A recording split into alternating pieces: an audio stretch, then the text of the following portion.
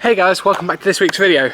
Join us this week while we install some lights, some more lights, some support legs, and I try and put some nipple covers on the tent. So join along with us to see how we get on transforming this roof tent into something we can sleep in. So let's get on with the video. Okay, so one of the first jobs is I want to build some legs for the roof tent, purely because I do not trust just the ladder holding it up. So I've bought 4 sections of aluminium box, and ultimately what we're going to do is create telescopic legs like that. So you can lift it in and out to whatever height you want it to have. So what I'm going to do is drill some holes through, and then I've bought these, which are essentially thumb screws, so they're M8 thumb screws. And what I'm going to do is pull this out to where I want it, drill through, tap the aluminium, and then we've got hinges, we've got rivets, we've got stops to put on the ends, and hopefully we can turn these into some support legs for the roof tent. So let's get on with that now. So this is kind of what we're trying to achieve. So ultimately that will lift up from the bottom like that, and then hinge up to there. We've got some Velcro and we've got some buckles, and hopefully we can do it that it hinges straight down, something like that under there. So we'll take some measurements, mark roughly where we want the join for this car. We'll put it in the workshop. The workshop's nice and level. The ladder's set at a good height, so this is where we want it. So yeah, we'll take a measurement, mark it, and get drilling.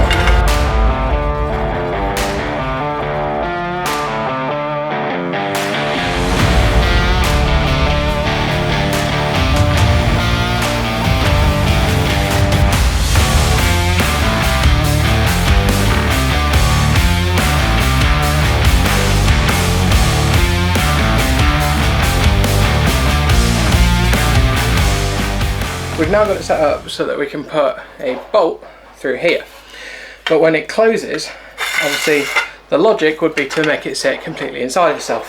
However, you've got hinges, so you need to take off the length of these inside, because obviously the fixing is going to come through the alley. So we've got 25mm hinges here, so they'll sit very nicely against that. But obviously as that hinges, you're going to have the fixings inside the tube. So this interior box section can only come as far as those fixings come inside.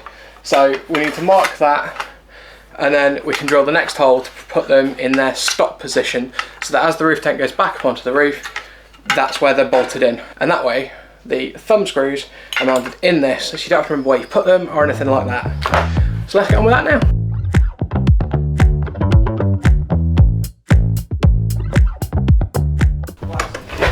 Thank you, John, for the drill press vise. Very useful.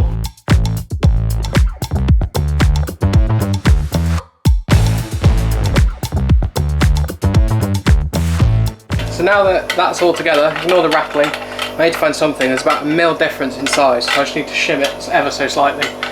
I've got the hinge ready to go. I've marked on it with Sharpie, basically where the shoulder or the pivot of the hinge sits dead flush with the top. So what I'm going to do now, drill the holes into there, and then I do have to extend another thank you to John for this. Now, if any of you have watched his Tool Talk Tuesday, and you'll recognise the JP, if I can get it to focus, in the handle, this is Mr. John Payne's himself's air rivet gun, and I am very honoured to now own this. I've never really done much with rivets, but I'm purely going to rivet this instead of bolt it, A, because it's easier, but just because I can. So I bought an assortment of rivets which come with the specific drill bits for each one. So I reckon we need to give it a bit of a go. But you know what I'm going to say, don't you? Brilliant bit of kit for the workshop. Although I will say, my workshop's nowhere near as tidy as John's is. But we're getting there. I got storage tubs. Check me out.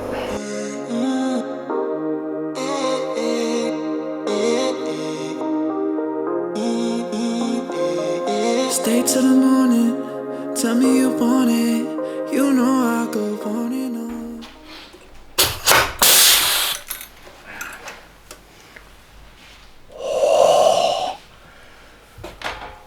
I like that. So there's one on there, got a nice little hinge, all beautifully riveted on. So let's get on with the second one.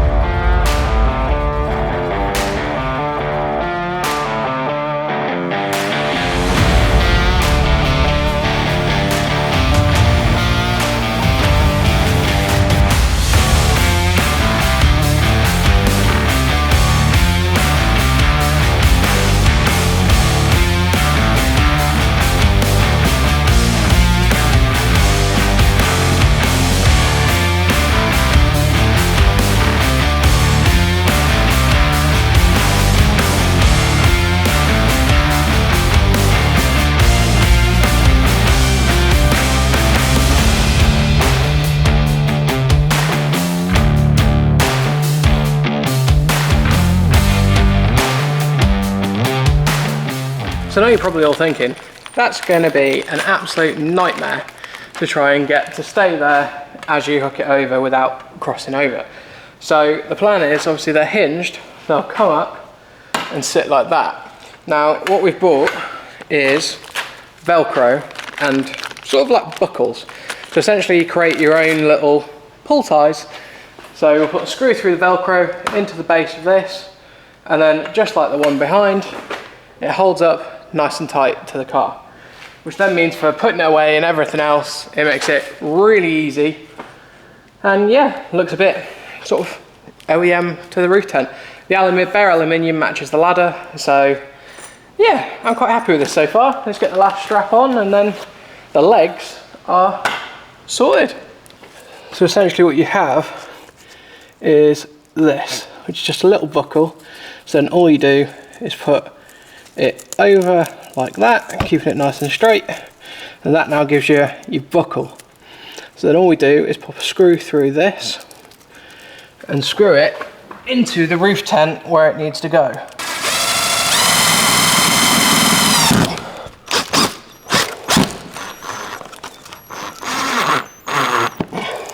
Like that.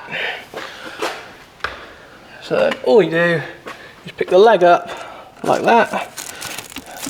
You put it through the buckle like so, and then it sticks up like that, which I've put it on the wrong way.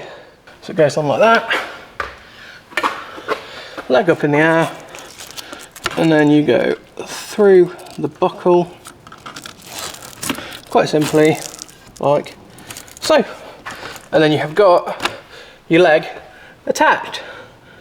So you just cut the tail off, grab a pair of scissors, you just do that, and that leg is now up there, and all you do is take it off, pull the tail out like that. So I'm not entirely sure it strictly needed the legs, but what I will say is when we try getting in and out of it, there's a lot of flex. So I assume that that was made up out of a 25 or 30mm box section alley or that sort of makeup. It turns out it's just 25mm marine ply. So obviously there is, with it being timber, going to be a lot of flex in it, and obviously I'm not the lightest. So what we've done is put two legs there, which then just allow something other than the ladder and something further in on the span to take the weight.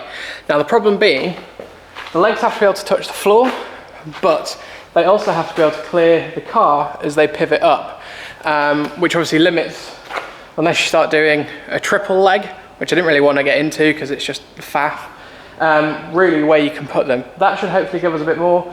They're 7 inches in from each side in the corners, which yeah, should hopefully just help take the strain a little bit off it just being the ladder. And the previous guy that we bought this off actually had an issue where the ladder came out on him, which is why I haven't tried getting in here, purely because, you know, concrete floor, it displayed on him. Now if we've got the legs, the ladder shouldn't really disappear, because that distance that it's out and the legs are there can't really change to allow it to drop. So hopefully, in my mind anyway, that means that hopefully this should work. Now, another thing I wanted to do was give us some outdoor lighting.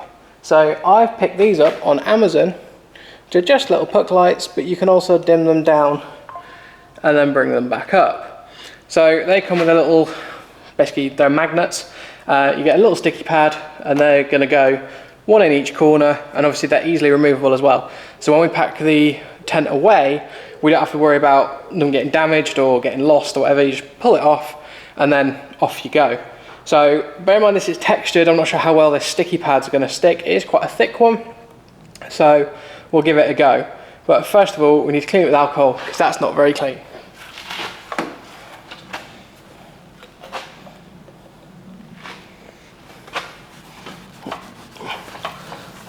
So now that that's dry, just simply go in and we'll check we're roughly in the right place, something like that, and then give it a good press into the texture that's there. Peel off the little sticky pad, and then you should have a little light pad. And there you go. It's as simple as that. And it is just something so simple, you can pull it off if we put it away. Got a nice little USB socket on it to charge it, and that just sticks there. But when you're outside on a night, you get a nice little light that you can dim down when you want to.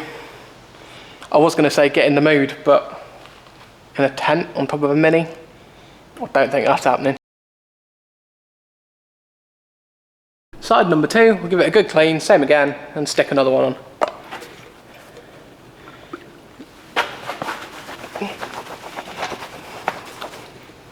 Now interestingly, I bet actually this will probably look quite cool at night with just a little underglow coming off the roof tent. There we go, finally got the sticky, so let's just go somewhere similar about there. Peel the little pad off. There we go. Stick it on. Once again, you've got your lights, which I think look pretty cool. Now, something that you'll probably have noticed, because you can't really miss them, is the light bars. Now, I came down to do them the other night. We had fading light, and we had some other people here that were playing loud music, and chatting away. So recording wasn't really an option for copyright purposes. So essentially, Auxbeam sent us 3 of their 12-inch ones. We've got one on each side, we've got one on the back, and then they sent us a big 32-inch one for the front. Now, the one on the front is 209 watts. And when you switch this on, now bear in mind, I haven't quite got the switches inside yet. Wrong one. You've then got, boom. So you've got a mega bright light right on the front. And I used this the other night driving home. I'll put a little clip into this. It looks fantastic at night. I'm honestly over the moon with them. Auxbeam has supported us through multiple vehicles now, with multiple different lights for the van and for this and for the switch panel. Each product we've been completely over the moon with. I absolutely love how these look. The side lights have got a DRL in as well. We don't have those hooked up because we have no real need for it. But in the front we've got this. Now interestingly, that DRL can be orange as well. So there's a secondary signal wire on the DRL, and you can turn that to an amber or a white DRL without the use of any covers or anything like that. And you have the option. So if you wanted to rig up both, I think Alex Frood actually has them rigged up so that you can switch between the two. You can do so on these. And look how cool they look. We absolutely love them. Always support Auxbeam, and they've always supported us. Absolutely love their products. The build quality, the light quality, everything has been absolutely phenomenal on the van, and we didn't want to do anything different for this. So I'll cut to the footage now of me installing it. Super happy with these. Go and check out Auxbeam. We'll put a discount code for them in the description. Go and show them love. We absolutely love their products.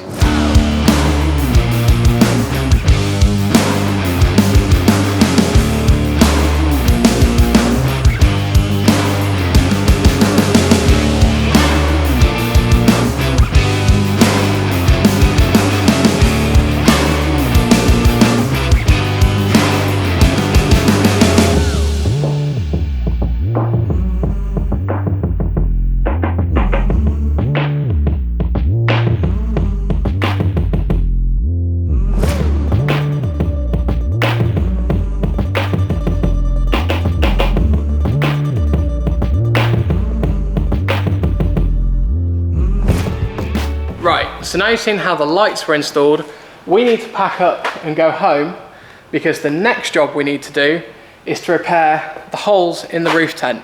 Now, you might be wondering why we need to go home, and well, the basic answer is, it takes ages for the fabric glue to go off. So I don't want to do it here, pack it away in an hour or so, and then they're all scrunched up and not adhered properly and everything like that.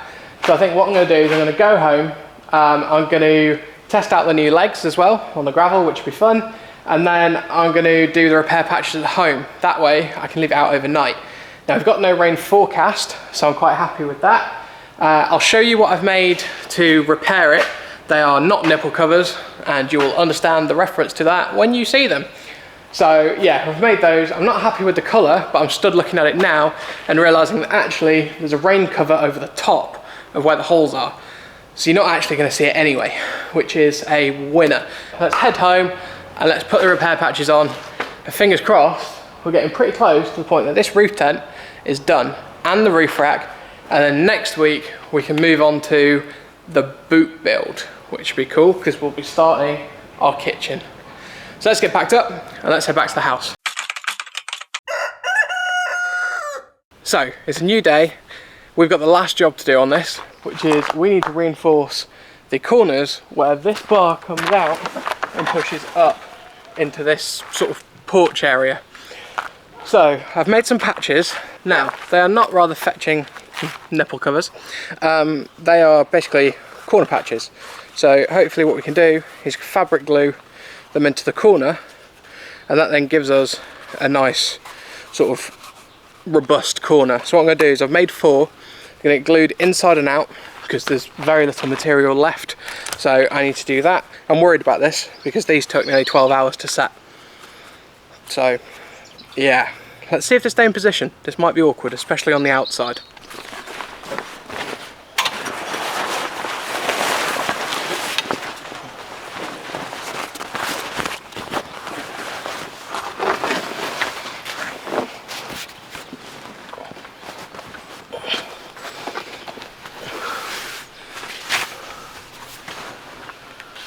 So ultimately that'll just glue there and there, and that should give us a patch that then hopefully will stop the tear through happening on the outside. Now this is what I mean, it's covered by the rain cover. Now whether we're going to need one on the outside, I don't know. This side isn't as bad as that one, so I think, to be honest, I think we can get away with just doing it on the inside. If we can, that'd be ideal. The next question I've got, does anyone have a solution to this? Because I don't really know what to do with it. It's basically where you pull it to pull it tight on that bar that runs up there. It's torn, but it's torn right where the zip is. So I don't really know, it's right on a seam. I don't really know how to repair that. So if anyone has any suggestions and has had to do anything like that on a roof tent before, it's in a real awkward spot. But it's loose, so yeah, it's not like up here where you're sort of having to do it under pressure. But yeah, if anyone's got any sort of solutions for this round this corner, please let us know in the comments. So the fabric glue we're using is this Gorilla Glue. Now this says that it's good for metals, fabrics, ceramics, papers, plastics, and a whole load more. I've used some to do the little nipple covers which go in each corner. I think we can get away with just one on the inside by the looks of it. But yeah, I've set the car up somewhere that it can sort of be left, because like I say, these patches took sort of 12 hours plus to dry. So I need to leave it somewhere that I can leave it up and it wouldn't be in the way. So let's try gluing and see how that goes. Hopefully we don't get ourselves in a sticky situation. So hopefully by relieving, he says, a bit of pressure. There we go, pulled that up a little bit. So hopefully what I can do is just cover the outside of this in glue and we should be good to go. Now I'm well aware this is probably going to make more mess than I want it to, but we'll see how we go. So this is now probably going to be a bit of a nightmare to try and get in here.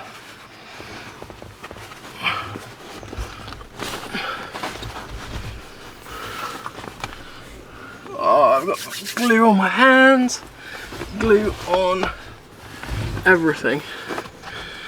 I think that'll do for the minute. We'll see how that sort of tries to tack up. So another thing we'd like to do is clean it. There appears to be rust marks. Now, I don't know if anyone has any suggestions on what to clean it with. I've tried car cleaners for interiors, which is what I usually use. There's loads of like black marks, almost like oil marks around it.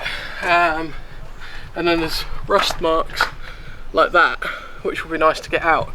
Now, I've never done anything with cleaning tents before, so if anyone has any suggestions, obviously I guess you've got to be careful not to take all the waterproofing off, or if you do, re-waterproof. Yeah, any suggestions would be greatly appreciated down in the comments.